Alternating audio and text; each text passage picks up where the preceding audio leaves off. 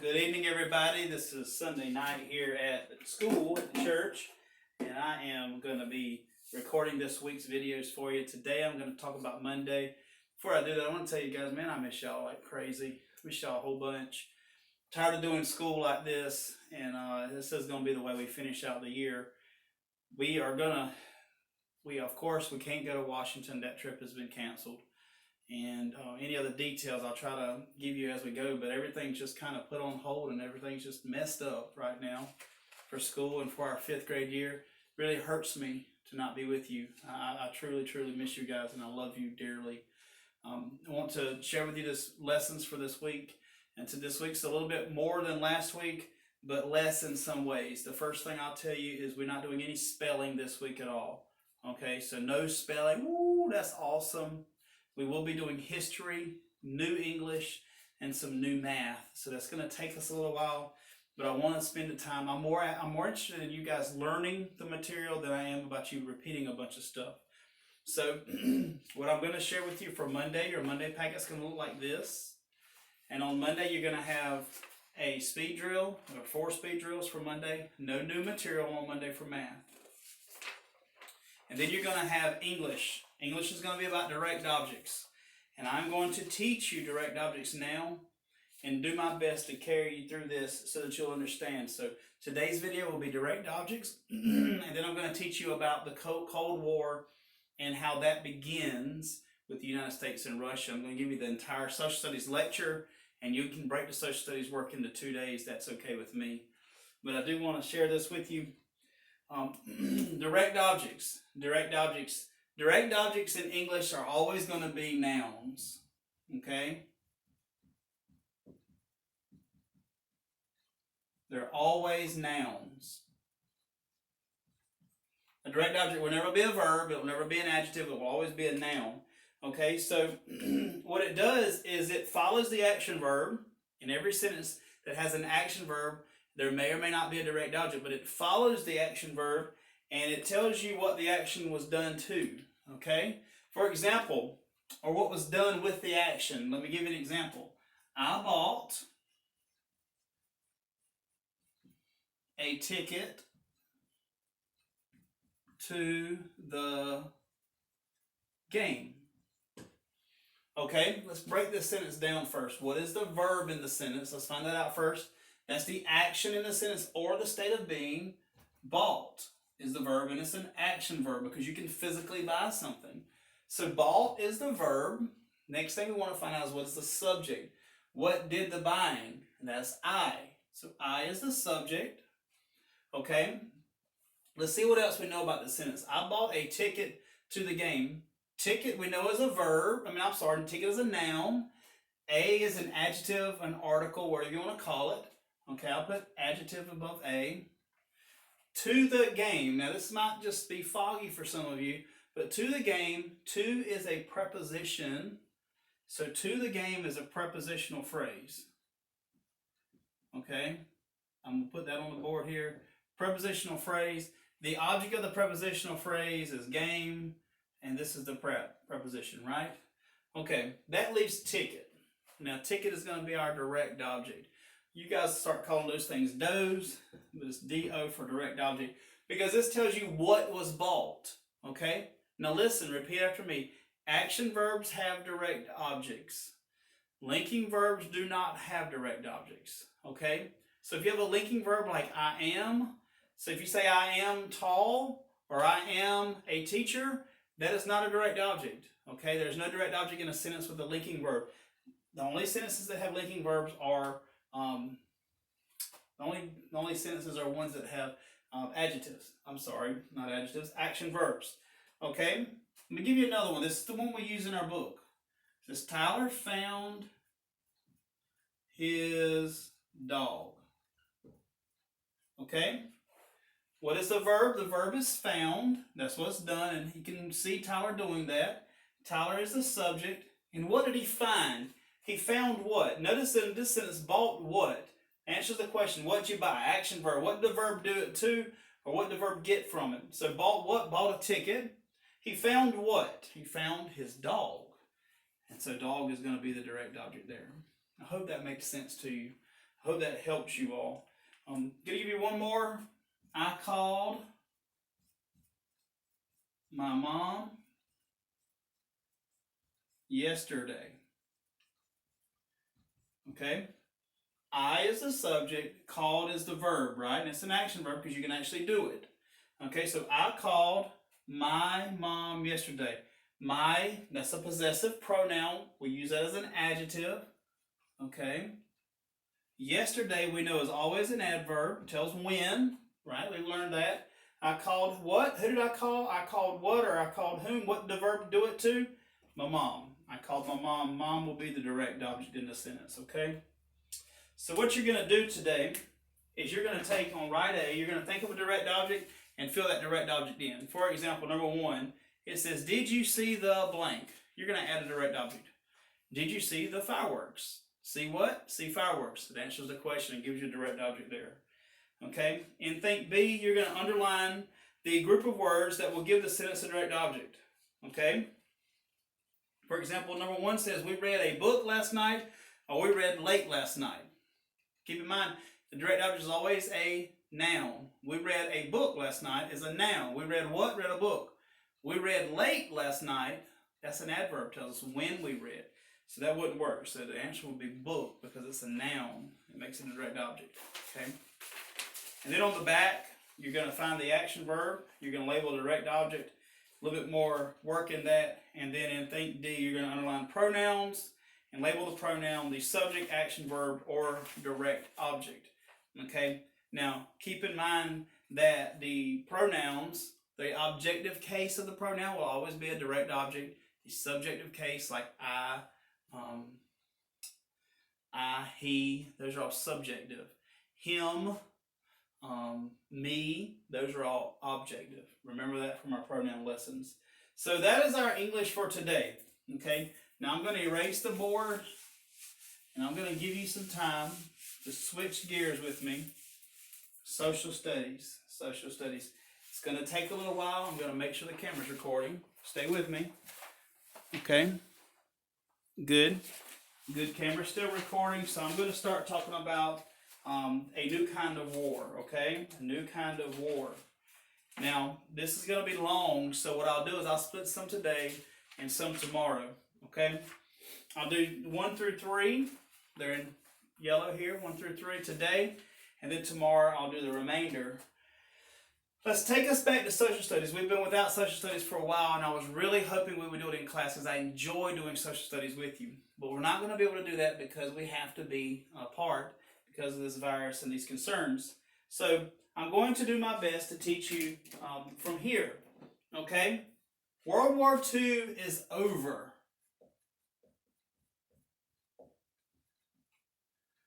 Okay, World War II is done. This is after World War II, so we're talking about the 40s, late 40s. Okay? After World War II happened, and you can follow me on your diagram here, on your outline. After World War II, something happens kind of like World War I. If you remember, after World War I, the League of Nations was formed. Woodrow Wilson proposed that, and guess who didn't join it? Right, the United States. We didn't join it. Kind of weird there. But then the United Nations has been established. Okay, United Nations. So the United States and the Soviet Union both joined the United Nations. Okay, 2 countries, Soviet Union and United Nations. A lot of times we call the Soviet Union Russia. Not yet. They're just the Soviet Union. Russia is a country in the Soviet Union, and I'll explain that to you.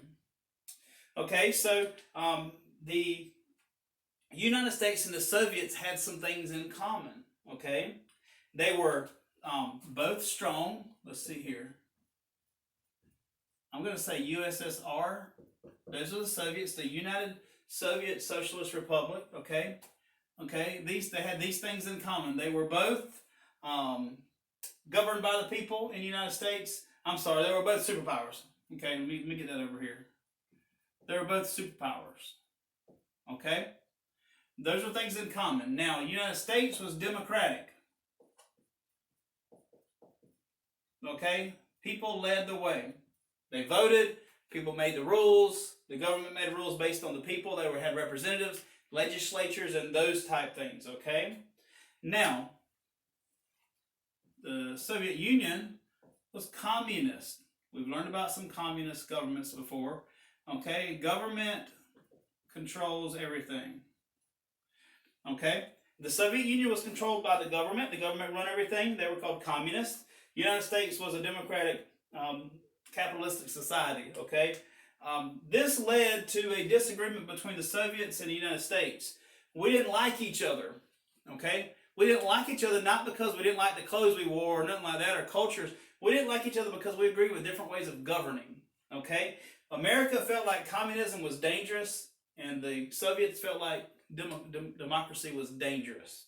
Okay, and so both of our nations wanted to do everything they can to help other nations be like them. Okay, now they were both superpowers, so they had large control over things. They could do a lot of stuff. They had money. Okay, and so this led to a disagreement between both nations, and we called this disagreement the Cold War. Now, the Cold War was never fought, but it lasted a long time. Okay, it's called the Cold War. I want you to think about it like this: somebody who you don't like, you might act cold toward, or you give this person a cold shoulder. Well, that's what it was. The Cold War was a disagreement between America and Russia. Now, we call this in our book here, this is letter D, a bitter struggle between the United States and Soviet Union and their different ways of life. Okay? Now, this war was fought across the globe, but never with weapons. Okay? It was fought across the globe with money, words, weapons, but they weren't used by America and then the Soviets fighting each other. Let me say it like that. Okay? There was always a threat of a fight. If you know anybody in your family that's got a bomb shelter, that might have been from the Cold War. There was always a threat that we were going to get bombed by the Soviets, so people had bomb shelters. They had bomb shelter drills at schools, so it was a very much a part of ingrained in society, this Cold War and this hatred or dislike for each other, America and Russia. Now, the United States was not very present in Eastern Europe. Okay, Eastern Europe. So that's where the Soviet Union is. The Soviet Union is, let me get the map, hang on.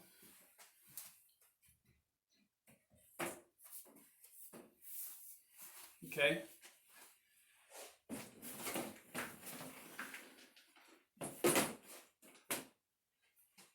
All right, this is Eastern Europe. This is Russia right here.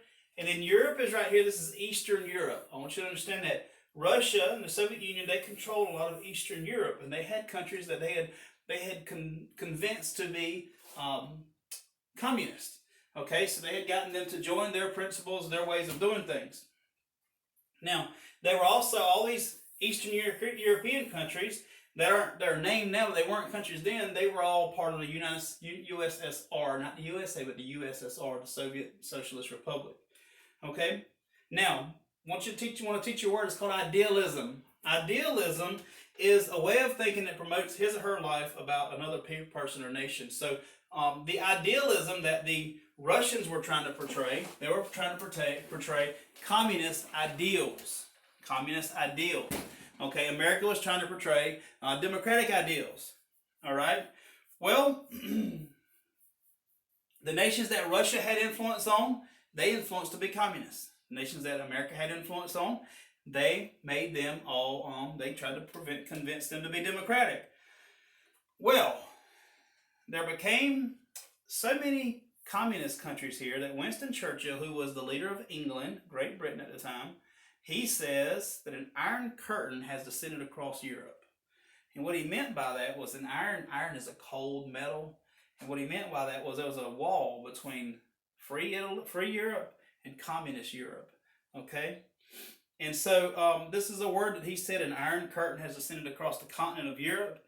And then Harry Truman worked with all the Western European countries. That was our president, Truman. He worked with Western European countries to help make them anti-communist. And by doing that, he created something called the Marshall Plan. And in the Marshall Plan, he was trying to convince countries to remain democratic and be like the United States. Okay, spreading our ideals, if you will. Okay, not ideas, but ideals. And then we came up with something called NATO. Okay, North Atlantic Treaty Organization. Okay, this is the Atlantic Ocean, North Atlantic. Notice that the democratic countries in the Western Hemisphere, then there were some democratic countries up here. And so they were from the Atlantic Ocean side. And so we were trying to get a group of people that was an alliance, which means this. So I protect you, you protect me. If everything goes down, I fight for you, you fight for me. But we'll try to stay like each other.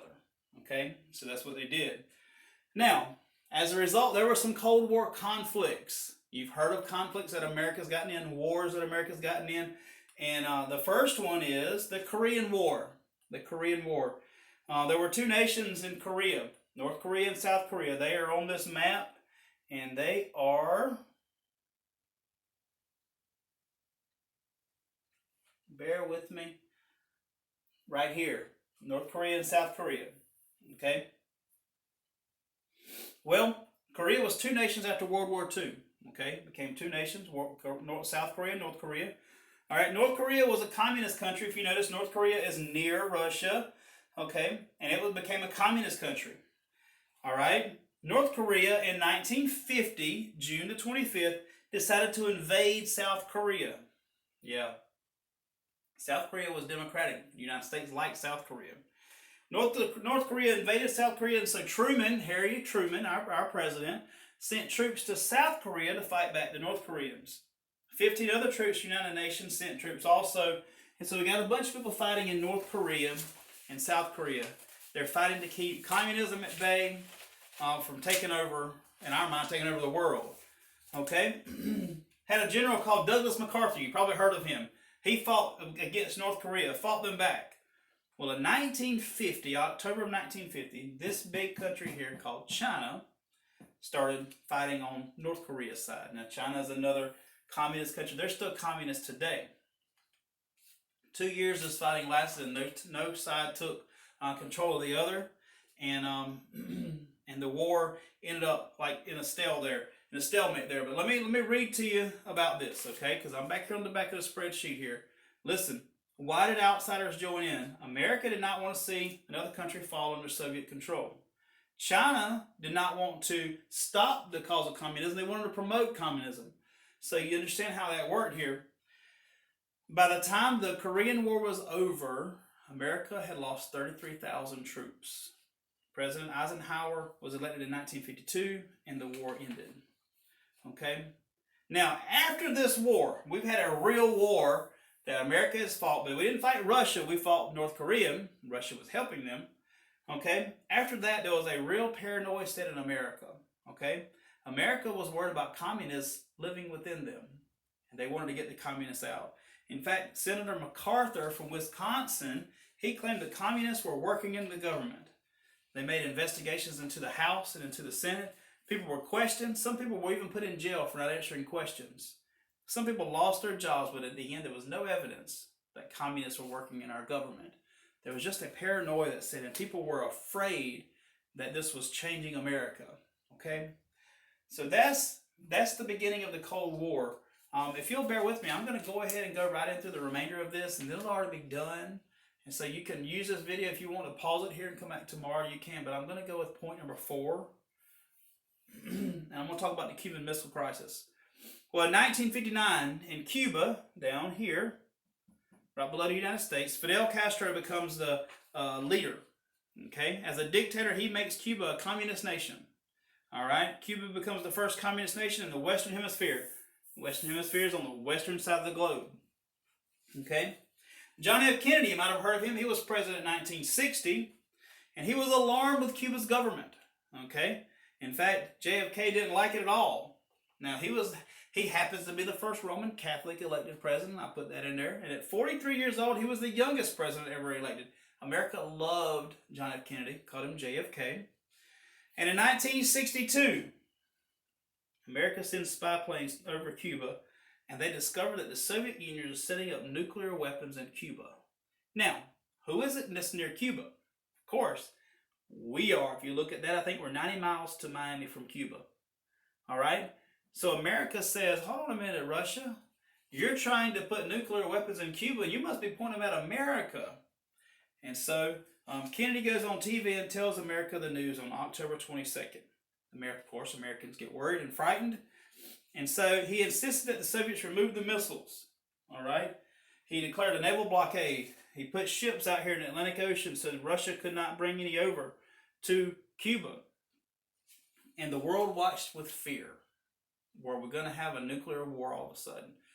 Well, the Soviets' response was they turned back and they agreed to remove their missiles. This was called the Cuban Missile Crisis. Okay? Big deal here. We were worried about this. And both parties learned lessons that they shared the same goals. Even though one was communist and one was democratic, they both wanted to see their kids grow up. They wanted to see good things happen for their countries. They shared the same planet in mutual destruction, which is one group killing another, and they both die. Mutual destruction was not going to help anybody, and that peace was important. Now, a year later, next year, in Dallas, Texas, right here, President Kennedy was riding in a convertible car with his wife. He was in the convertible, waving at people in a parade. Shots were fired, and he was dead. Lyndon B. Johnson became president after that. John F. Kennedy was assassinated. Lyndon B. Johnson is sworn in later. And so we have a new president in the Cold War.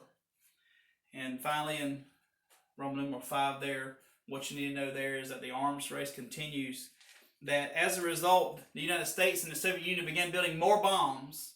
We didn't plant them in front of the countries anymore, but we built more bombs and started testing hydrogen bombs. They were 1,000 times more powerful than the ones that were used against Japan at Hiroshima and Nagasaki. So now we've got enough arsenal, enough bombs to blow the whole world up. The United States continued building weapons that they hoped would never use, and citizens were worried that the possible destruction would lead us down a bad path. So you got two countries, United States and you got Russia, and they're both building these weapons. And they're worried the other is going to attack each other. They're trying to present their ideals to the world, and they're trying to act tough to each other when really and truly they just both want peace. But they're just posturing. They're kind of like two dogs that are growling at each other. And so some things happen. Now we're going to talk about the Vietnam War next week and how those things happen. But I want you to really, if you need to go back and watch this, need to go back through this and read this through in your study guide. This is a big deal because the Cold War, your parents might know about that. Your grandparents will certainly know about the Cold War. I remember some of the Cold War whenever I was a kid about how we were worried about Russia. But anyway, I hope that you're doing well. I hope this lesson has helped you. Thank you for listening. I'm going to record Tuesday in just a moment. But thank you so much. Have a great day, guys.